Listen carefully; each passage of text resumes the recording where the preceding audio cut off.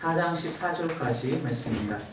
구약성경 스가랴서 3장 1절부터 4장 14절까지 3장과 4장 두 장을 같이 보려고 합니다.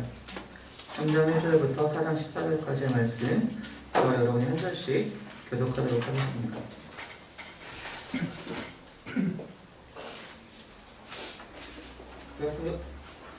구약성경 1320페이지 스가랴서 3장 1절 말씀부터 제가 먼저 읽겠습니다.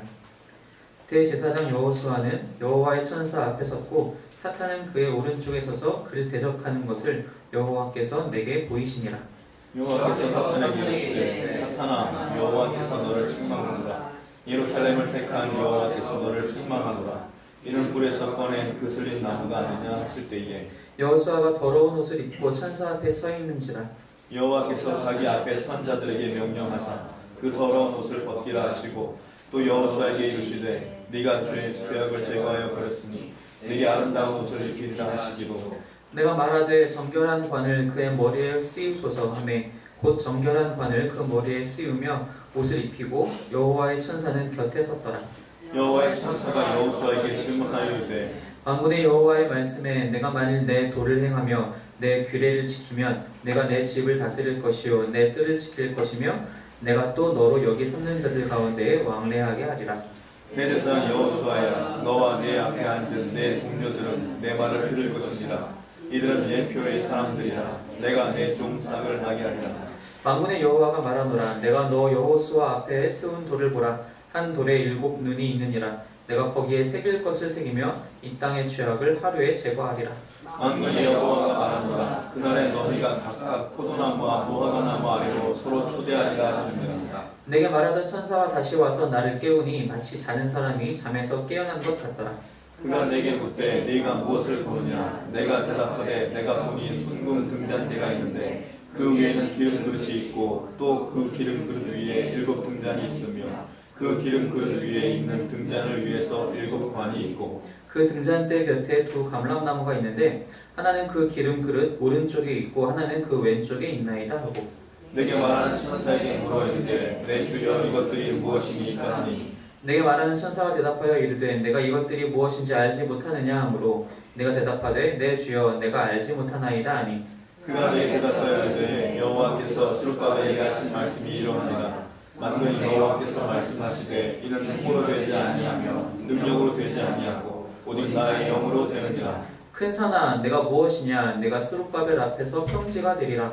그가 머릿돌을 내놓을 때에 우리가 외치기를 은총이 그에게 있을지어다 하리라 하셨고 여호와의 말씀이 또 내게 임하여 이르시되 스룹바벨의 손이 이 성전의 기초를 놓았은즉 그의 손이 또한 그 일을 마치리라 하셨나니 만군의 여호와께서 나를 너희에게 보내신 줄을 내가 알리라 하셨느니라. 작은 일의 날이라고 멸시하는 자가 누구냐. 사람들이 스룹바벨의 손에 다림줄이 있음을 보고 기뻐하리라. 이 일곱은 온 세상에 두루다니는 여호와의 눈이라 하니라. 내가 그에게 물어 이르되 등잔대 좌우의 2 감람나무는 무슨 뜻이니까 하고 다시 그에게 물어 이르되 금루 이름을 흘리는 2 금관 옆에 있는 이 감람나무 2가지는 무슨 뜻입니까 하니 그가 내게 대답하여 이르되 내가 이것이 무엇인지 알지 못하느냐 하는지라. 내가 대답하되 내 주여 알지 못하나이다 하니 이르되 이는 기름 부음 받은 자 2이니 온 세상의 주 앞에 서 있는 자니라 하더라. 아멘. 자, 저번 주에 설교를 연습하기 위해서 제 딸아이가 여름이가 자려고 할 때 들려줬다가 한 방에 잠들었어. 너무 지루했는지 한 방에 잠들었다는 말씀을 드렸는데 이번 주에도 한번 해봤어요. 잠을 잘 안 자는 것 같아서 이번 주 설교 본문을 가지고 옛날에 말이야 2500년 전에 시작했는데 제 입을 때리더라고요. 듣기가 싫었는지 제 입을 때리길래 할 수가 없었어요. 그래서 많이 걱정이 되지만 같이 그 말씀을 좀 나누려고 합니다. 스가랴 선지자가 8번의 환상을 한 날에 보게 됩니다. 그래서 지난주에 제가 말씀드린 대로 이 8가지의 환상이 1번에서 3번까지 그리고 4번에서 5번 그리고 6번에서 8번까지 이렇게 세 단락으로 크게 나누어 볼 수 있는데 어려운 말, 그러니까 전문적인 용어를 사용하면 교차 대구법이라고 해서 1번과 8번, 2번과 7번, 3번과 6번 이런 식으로 바깥에서 겹겹이 괄호를 씌우는 것처럼 이렇게 쌍을 이루고 있는 그런 구조로 되어 있어서 그런 구조들이 성경 안에 종종 나타나는데 그럴 때 가장 중요한 본문이 가장 가운데에 위치한 본문을 강조하기 위해서 그런 표현 기법을 많이 쓰는 거예요. 그런데 바로 오늘 우리가 읽은 이 4번과 5번 환상이 그 가장 가운데에 위치한 내용입니다. 즉, 8개의 환상은 사실 이 두 가지를 얘기하기 위해서 이제 이 8개를 보여줬다고 해도 과언이 아닐 정도로 그렇게 이제 중심을 차지하고 있는 부분이기도 하죠. 1번에서 3번까지 환상을 우리가 지난주에 함께 나누면서 하나님이 이제 이스라엘을 즉 예루살렘을 다시 회복시키시려고 하는 그래서 성전을 어떻게 회복시키실 것인지에 대해서 이제 미리 준비하는 그 과정이 1번에서 3번까지 환상에 나와 있었습니다. 오늘 우리가 같이 본문을 읽은 이 4번과 5번 환상 오늘 본문에서는 3장의 말씀이 4번 환상에 해당이 되고 또 4장의 말씀이 5번 환상에 해당이 되는데 이 두 가지 환상은 어떤 이야기를 하고 있느냐 두 명의 지도자가 이 모든 일들을 마칠 것이다 라는 게 이 큰 주제예요. 그 두 명의 지도자가 누구냐 하니 성경에서 이미 이 본문에서 환상 가운데 말씀을 해주시고 계세요. 첫 번째는 여호수아 대제사장이고 두 번째는 스룹바벨 총독입니다. 여호수아 대제사장은 이 바벨론의 포로기에서 포로 생활을 마치고 이제 다시 이 예루살렘 땅으로 돌아왔을 때 당시에 이스라엘 백성들을 섬겼던 대제사장입니다. 그리고 스룹바벨 총독은 페르시아, 즉 바사인 페르시아에서 이 스룹바벨을 총독으로 세운 거예요. 총독으로 세워서 가서 이제 그 너희가 원래 살던 땅에서 다시 원래대로 살아라. 하지만 총독이라는 개념 자체가 완전한 자유를 준 것이 아니라 아직까지는 페르시아의 속국이지만 사는 지역만 좀 바뀐 거죠. 한 명은 이제 스룹바벨 총독을 이제 얘기하는 것인데 이 두 사람을 하나님께서 사용하셔서 당신의 일을 이루시려는 것을 이 환상을 통해서 말씀을 하고 계시는 것이죠. 그럼 이 두 사람을 통해서 하나님께서 이루시고자 하는 그 당신의 일이 무엇이냐 봤더니 바로 성전을 재건하는 일입니다. 그것이 1차적인 일이에요. 1차적으로 하나님께서는 이 두 사람을 사용하셔서 성전을 재건하실 것이고 또한 궁극적으로는 하나님의 나라를 회복시키시고 완성시키시려는 것이 이 환상의 주된 목적입니다. 사실 그 두 가지는 이미 이루어졌다고 우리가 볼 수 있어요. 이미 첫 번째 목적인 1차적인 목적인 성전 재건은 BC 516년에 완료가 돼요. 지금 현재 이 시기는 이제 BC 520년 정도인데 즉 아직 4년 정도가 남았죠. 성전을 재건하기 위해서.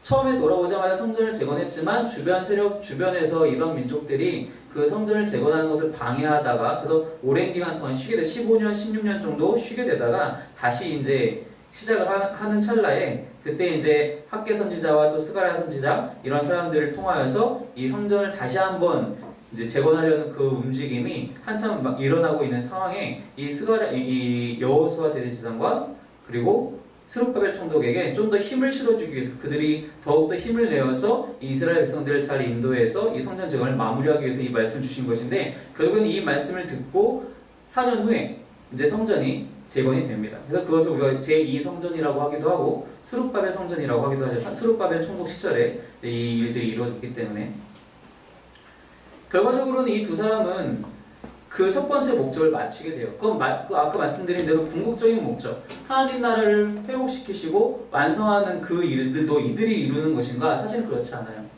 이들은 그 자신들에게 첫 번째로 주어진 성전 재건을 다 완수했으나 궁극적으로 하나님께서 이루시고자 하는 하나님 나라 자체를 회복시키시고 완성시키는 것은 이제 오실 이 이후에 오실 그리스도 예수를 통해서 이루어진다는 것입니다. 그래서 오늘 본문에서도 그 이야기를 하고 있어요. 본문 3장 8절 보니까 뭐라고 말씀하고 계시냐면은 대제사장 여호수아야 너와 내 앞에 앉은 내 동료들은 내 말을 들을 것이니라 이들은 예표의 사람들이라 내가 내 종 싹을 나게 하리라. 예표의 사람들 즉 제사장들 이 여호수아 대제사장을 비롯해서 다 모든 제사장들은 예표의 사람들이라는 거예요. 즉 이제 앞으로 곧 있으면 실제가 오실 것인데 그 실제를 너희에게 먼저 가르쳐 주기 위해서 이런 실제가 있을 것인데 이걸 실제에 대한 모델로서의 사람들이 이 당시에 여호수아를 비롯한 제사장들이 된다는 것입니다. 즉 그리스도 예수를 통해서 하나님 나라는 결과적으로 회복되고 완성이 될 거라는 것이죠. 그럼 우리는 지금 우리가 살고 있는 이 시대는 하나님의 나라가 회복이 되고 완성이 된 시대에 살고 있느냐? 우리는 그 질문에 대해서 그렇다라고도 할 수 있고 아니다라고도 할 수 있어요. 왜냐하면은 하나님의 나라는 이미 이루어졌지만 아직 이루어지지 않은 것과도 같기 때문입니다. 우리 이미와 아직이라는 단어를 사실 신학적으로도 그 안에서 많이 사용을 하게 되는데 무슨 뜻이냐? 하나님의 나라는 이미 도래했어요. 예수님께서 오셔서 선포하신 말씀들이 회개하라 천국이 가까이 왔느니라. 천국이 가까이 왔느니라. 천국이 가까이 왔고 결국에 왔어요. 그것을 예수님께서 당신의 사역을 통하여서 보여주세요. 어떻게 보여주시냐면은 병든 자들이 고침을 받고 귀신이 쫓겨나고 그리고 말씀이 선포가 되면서 사람들이 그 말씀을 듣고 깨닫게 되고 하나님께로 돌아오게 돼요. 그 놀라운 사건들 때문에 5,000명을 먹고 죽은 나사로가 살아나고 그런 현상들 때문에 하나님의 나라가 왔다라고 우리가 얘기하는 것이 아니라 그런 기적 같은 일이 벌어지기 때문에 하나님의 나라가 있는 것이 아니라 그런 것들이 현상에 불과하고 하나님의 나라가 왔다라고 우리가 얘기할 수 있는 이유는 하나님의 말씀대로 그 말씀대로 성취가 되고 하나님의 통치하심이 시작되었기 때문에 우리는 그것의 현상으로서 병든 자들이 고침을 받고 귀신이 쫓겨나는 것이기 때문에 그런 현상들을 보고 하나님의 통치가 이제 다시 회복되어 가고 있구나 라는 것을 보고 하나님의 나라가 시작되었구나 이미 왔구나 라고 얘기할 수 있다는 것입니다. 그런데 우리가 아직 오지 않았다고 얘기하는 이유는 그것이 아직 우리 가운데 우리의 삶 가운데 완벽하게 정착되지 않았다는 거예요. 이것은 하나님이 능력이 부족해서 그렇게 되는 것이 아니라 우리가 하나님의 통치하심에 완벽하게 아직 들어가 있지 못하다는 겁니다. 여기서 말하는 우리는 믿는 우리도 말하는 것이지만 아직 믿지 않은 세상들도 다 포함하는 것입니다. 저와 여러분은 날마다 하나님의 통치 가운데 하나님의 그 말씀 가운데 순종으로 살아가는 줄 믿습니다. 정말이죠. 정말 그러기 위해서 우리가 날마다 노력하잖아요. 근데 아직 세상은 그렇지 않아요. 아직 세상은 하나님의 말씀이 무엇인지도 모르고 그 통치하심이 무엇인지도 알지 못하고 알아도 가까이 가려 하지도 않아요. 왜? 내게 더 좋으니까요. 내 생각이 더 좋고 내가 가지고 있는 것이 더 좋다라고 생각하니까요. 그래서 아직은 우리가 오지 않았다고 얘기하는 거예요. 그날은 하지만 결국에는 올 거예요. 결국에는 올 겁니다. 예수님께서 다시 오시는 그날 결국에 하나님의 나라는 완성이 될 겁니다. 그래서 그때는 이제 이미와 아직이라고 얘기할 필요도 없이 완벽한 하나님의 나라가 바로 서게 될 거예요.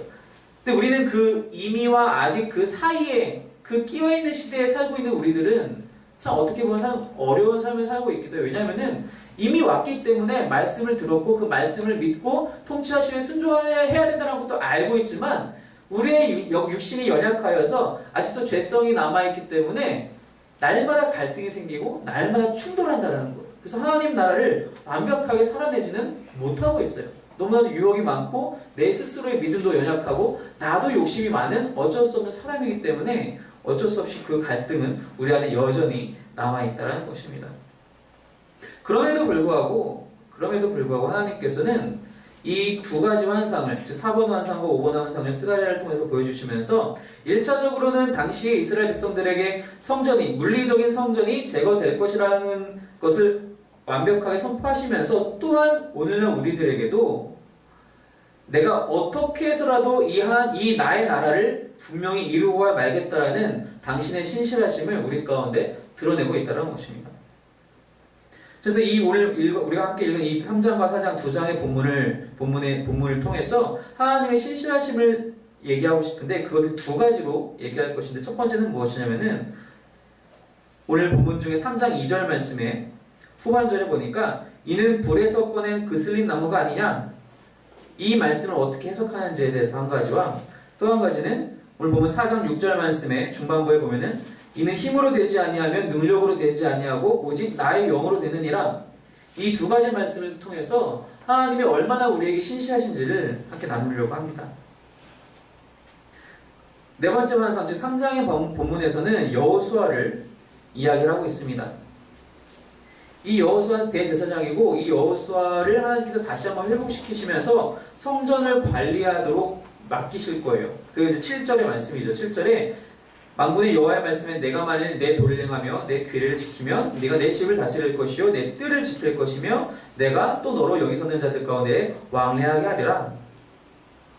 여호수아에게 말씀을 하시는 거예요. 여호수아에게 너가 나의 말을 다 지켜 순종하게 되면은 내 집, 즉 성전을 관리하게 될 것이다. 그리고 여기 서는 자들이란 것은 이 본문 1절에도 나와 있지만 그 하나님 천사들 가운데서 함께 왕래하게 될 것이다. 이 말이 무슨 뜻이냐면은 늘 하나님께 기도하며 다른 백성들을 위해서 기도의 직무를 너가 감당해야 될 것이다 라는 뜻이거든요. 성전 관리를 이제 맡기실 거예요.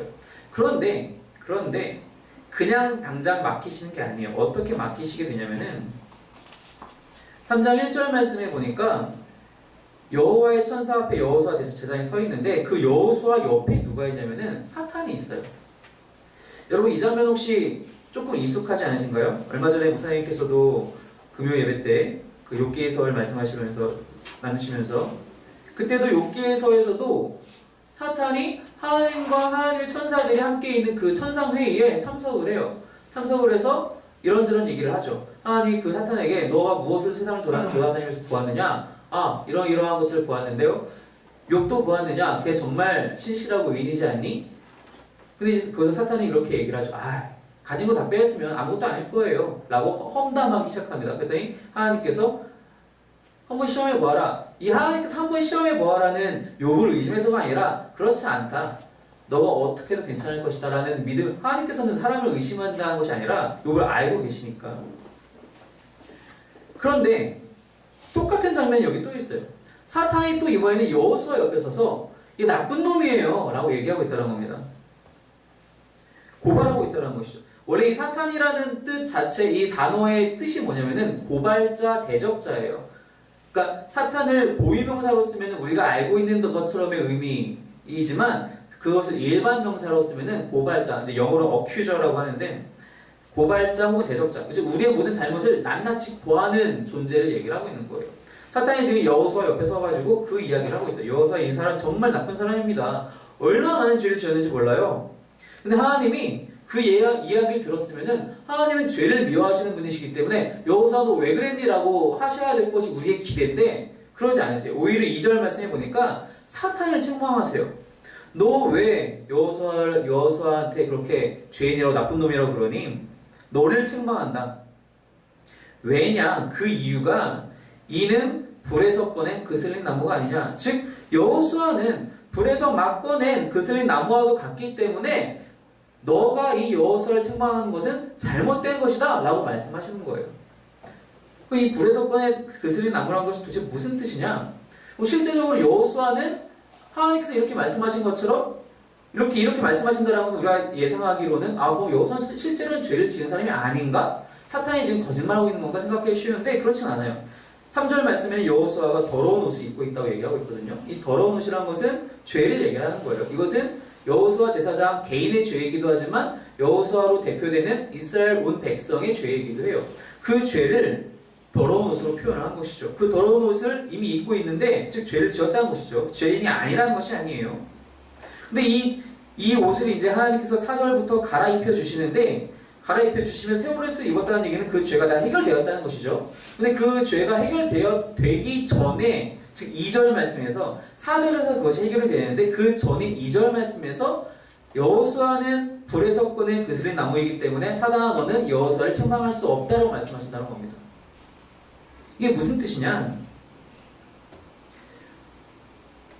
하나님께서 당신의 목적을 이루시기 위해서 직접 사용하기 위해서 선택한 존재가 바로 이 여호수아이고 또 이스라엘이라는 뜻입니다.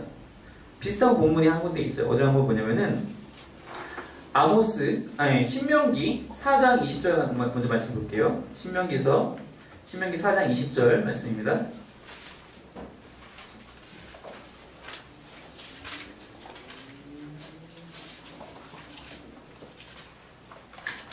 구약성경 256페이지 신명기 4장 20절 말씀 찾았으면 함께 읽도록 하겠습니다. 시작. 여호와께서 너희를 택하시고 너희를 쇠 풀무불 곧 애굽에서 인도하여 내사 자기 기업의 백성을 삼으신 것이 오늘과 같아도 하나님께서 이스라엘 백성들을 애굽에서 끌어내십니다. 출애굽을 시키세요. 근데 그 출애굽의 이유가 무엇입니까?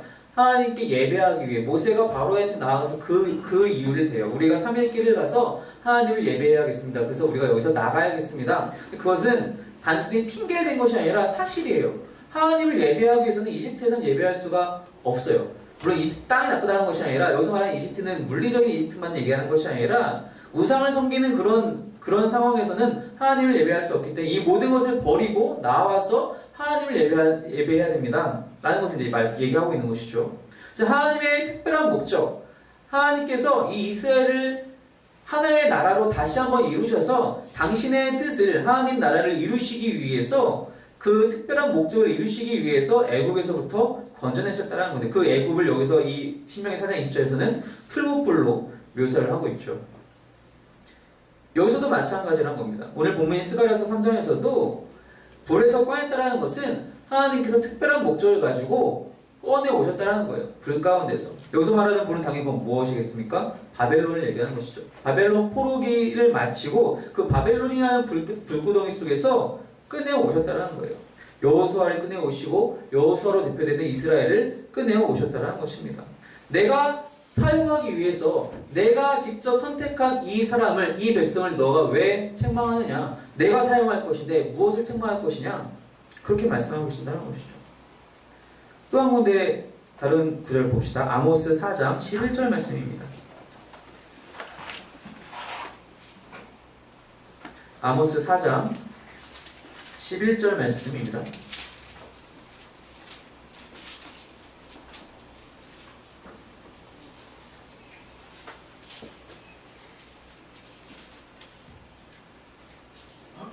(1273페이지) 아모스 4장 11절 함께 읽겠습니다. 시작. 내가 너희 중에서 무너뜨리기를 하나님인 내가 소돔과 고모라를 무너뜨린 같이 하였으므로 너희가 불붙는 가운데서 빼낸 나무 조각같이 되었으나 너희가 내게로 돌아오지 아니하느니라. 여호와의 말씀이니라.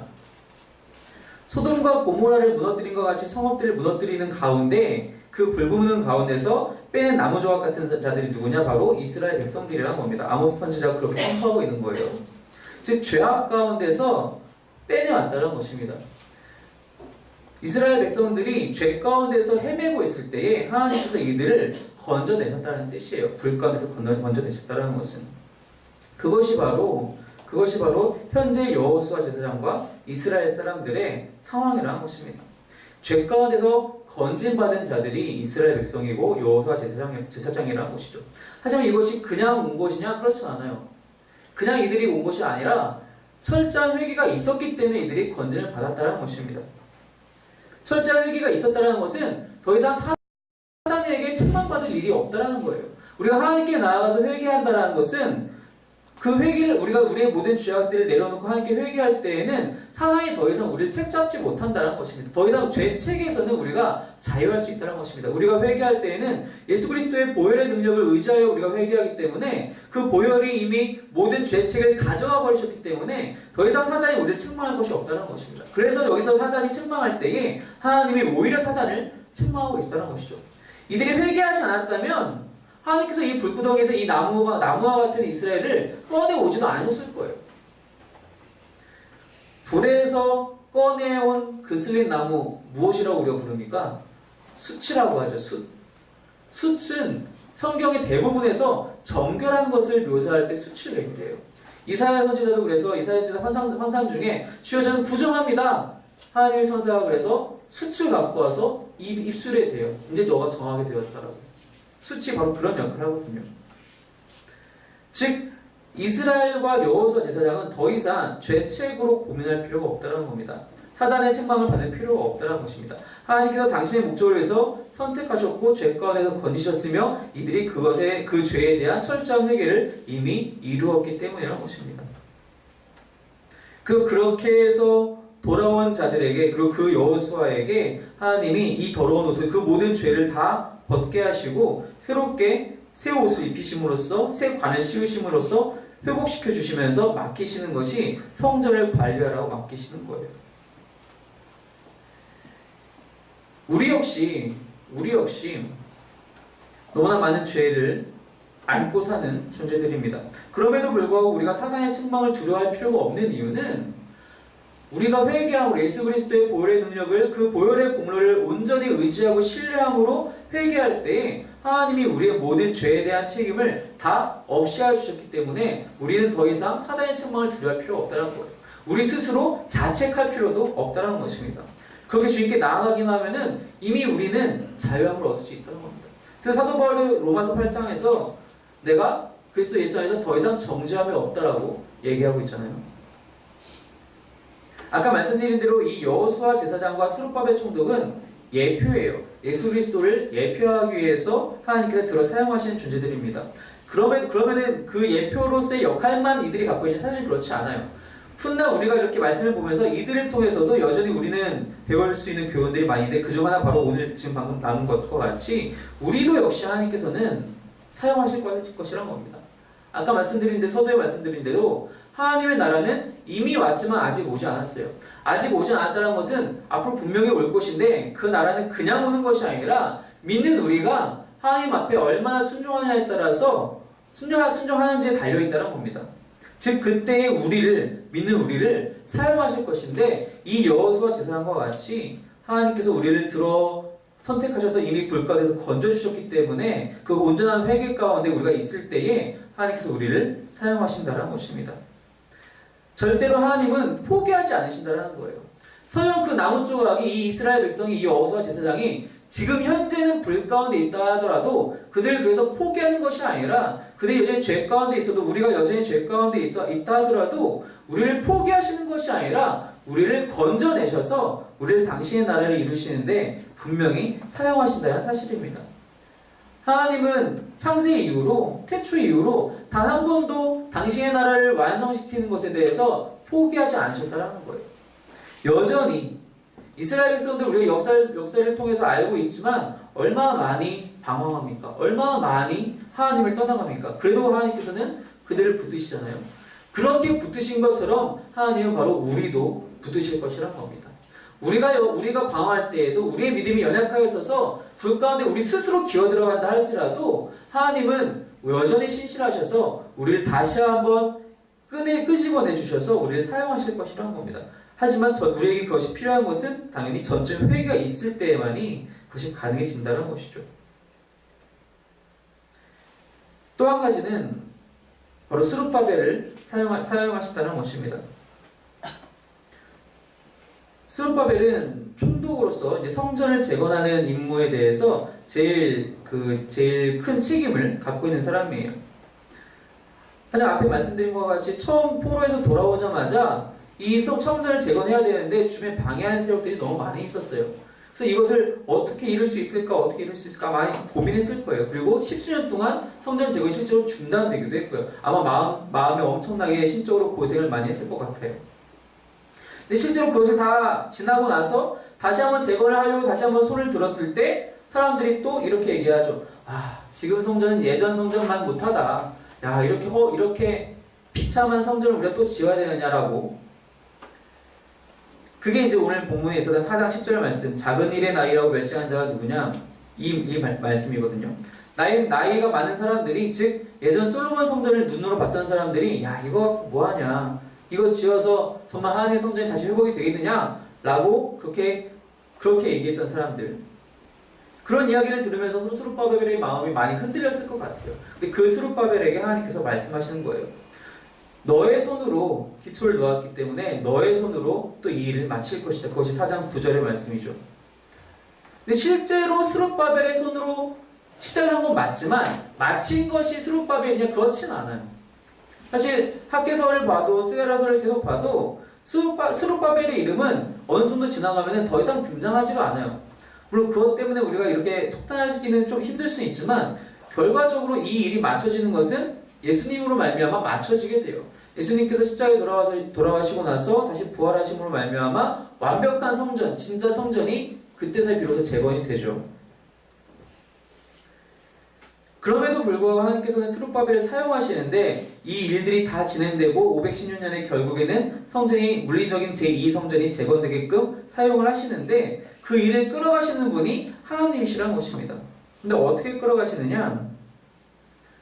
그 6절 4장 6절의 말씀처럼 이는 힘으로 되지 아니하면 능력으로도 되지 아니하고 오직 나의 영으로 되느니라. 여기서 말하는 힘, 능력은 무엇을 얘기를 하냐면은 하나님께서 스룹바벨에게 말씀하신 것 좀 이 여기를 풀어서 얘기하면은 이것은 너 개인의 힘으로 되는 것도 아니고 너의 군사력이나 너의 조직력으로 되는 것도 아니다. 이 힘과 능력은 바로 그런 단어들이에요. 개인의 힘이나 어떤 단체의 힘을 얘기를 하고 있는 거예요. 이것은 너 스룹바벨 개인의 힘으로도 혹은 너가 갖고 있는 군사력으로도 혹은 너의 행정력으로도 조직력으로도 이 성전 재건이 되는 것이 아니다.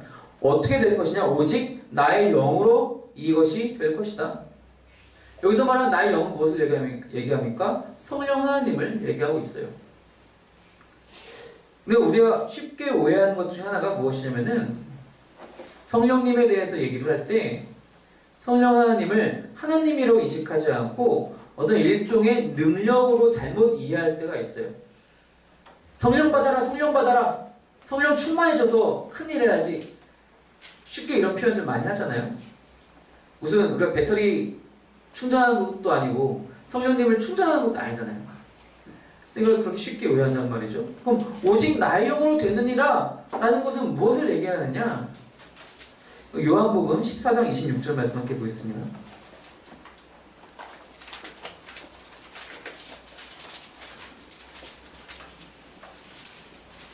요한복음 14장 26절 말씀입니다.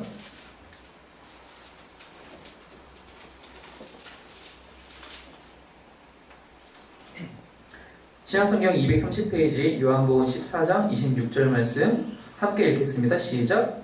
보혜사 곧 아버지께서 내 이름으로 보내실 성령 그가 너희에게 모든 것을 가르치고 내가 너희에게 말한 모든 것을 생각나게 하리라. 성령 하나님이 오실 것인데 그분이 하시는 일이 무엇이냐면은 가르치시고 또 예수님께서 말씀하신 것들을 또한 생각나게 하시는 사역을 바로 성령 하나님께서 하신다는 것입니다. 그 여기서 말한 것과 같이 스가랴 선지자가 보고 들은 것과 같이 오직 나의 영으로 된다는 것은 즉 오직 성령 하나님으로만 된다는 것은 무엇이냐? 성령 하나님이 이들 가운데 역사하셔서 하나님의 말씀을 듣게 하고 생각나게 하고 순종하게 하는 것. 그 말씀대로 순종했을 때만이 성전이 재건된다는 것입니다. 수많은 자재가 있고 수많은 인부들이 있어서 성전을 지을 수 있는 것이 아니라 주변 세력들이 방해를 안 하고 우리가 평안하기 때문에 성전을 지을 수 있는 것이 아니라 성령 하나님께서 오셔서 그분이 우리에게 하나님의 말씀을 들려주시고 듣게 하시고 가르치시고 믿게 하셨을 때에 그래서 그 믿음에 우리가 순종했을 때에 우리가 그 순종으로 말미암아 말씀의 순종으로 말미암아 성전이 재건된다는 것입니다. 그렇다는 것은 현재를 살아가는 우리 역시 하나님의 영으로 성령 하나님께서 우리에게 말씀하실 때에 이 말씀을 읽고 가르치실 때에 우리가 알고 기억나게 하실 때에 그때 비로소 우리가 순종하게 되면은 우리 역시 하나님의 나라를 이룰 수 있는 그런 귀한 도구로 사용받게 된다는 것입니다. 말씀드린 대로 하나님의 나라는 아직 완성되지 않았습니다. 그런데 분명히 완성이 될 거예요. 믿는 우리가 말씀에 순종했을 때 분명히 이루어집니다. 하나님은 단 한 번도 이 법칙을 예외하신 적이 없으세요. 창세기 이후로 말씀에 순종하기만 하면 하나님의 나라 확장이 돼요. 아브라함 말씀에 순종해서 정처 없이 떠나죠. 그 나라가 이스라엘 백성의 시초가 됩니다. 말씀에 순종해서 회개하고 돌아오니까 사사들이 일어나요. 이방 민족으로부터 구원을 해줘요. 말씀에 순종해서 다윗이 성전을 준비하고 솔로몬이 성전을 짓게 되니까 태평성대를 이루어요. 물론 그 위에 타락이 있긴 했었지만 말씀에 순종해서 예수님께서 십자가에 달려 죽으시니 하나님께서 그를 부활시키시고 하나님의 나라가 시작이 됩니다. 오늘 살아가는 우리 역시 말씀에 순종했을 때에 비로소 하나님의 나라가 우리 가운데서 점점점 확장되어서 그 완성, 아직이라는 단어를 더 이상 쓰지 않아도 되는 그 완성의 날이 분명히 오게 될 것이란 겁니다. 땅끝까지 이 복음이 이르러서야 예수님께서 다시 오신다고 말씀하신 것은 우리가 그 나라를 말씀의 순종함으로 땅끝까지 살아가게 될 때 결국 그날이, 그 완성의 날이, 예수님이 다시 오시는 날이 오게 된다는 것입니다. 이 두 사람은, 여호수아와 스룹바벨 이 두 사람은 역사적으로도 참 중요한 일을 했지만 그 물리적인 성전을 짓는 것 자체도 중요하지만 그것을 뛰어넘어서 지금을 2000년대를 살아가는 21세기를 살아가는 우리에게도 여전히 말씀에 순종하여 예수 그리스도의 말씀에 순종하여 하나님의 나라를 확장하는 데 사원받기를 원하는 우리 모두가 이 말씀에 순종해야 된다는 이 메시지를 듣고 우리에게 많은 교훈을 주게 된다는 것입니다. 이들의 순종을 통하여서 이스라엘 백성들은 결국 이 성전을 회복하게 되고 다시 한번 하나님의 말씀에 붙들림 받고 살아가게 돼요. 물론 짧아요. 그러면서 또 다시 한번 타락하게 되죠. 결국엔 진짜 성전 예수님이 오실 때까지는 또 방황하게 됩니다. 하지만 우리는 이 모든 이야기를 알고 있잖아요. 우리는 다 이 모든 이야기를 알고 있고 진짜 성전이 누구인지도 알고 있어요. 순종하는 자, 그리고 회개하는 자, 하나님께서 분명히 들어서 사용하신다는 것입니다. 하나님은 신실하셔서 절대로 이 사실을 외면하지 않으신다는 겁니다. 날마다 주님 앞에 붙들림 받아 살아가시기 바랍니다. 하나님은 그 뜨거운 불 속에서 우리를 건져내 주셨어요. 회개할 때, 우리가 전심으로 무릎 꿇고 주님께 우리의 죄를 자백할 때에 우리를 그 뜨거운 불에서 건져내 주셨어요. 그 말씀을 듣고 순종할 때에 우리를 사용해 주십니다. 날마다 이 기쁨 가운데 주님께 사용받는 그 놀라운 즐거움 가운데 살아가시는 저와 여러분이 되시기를 주님의 이름으로 축원합니다.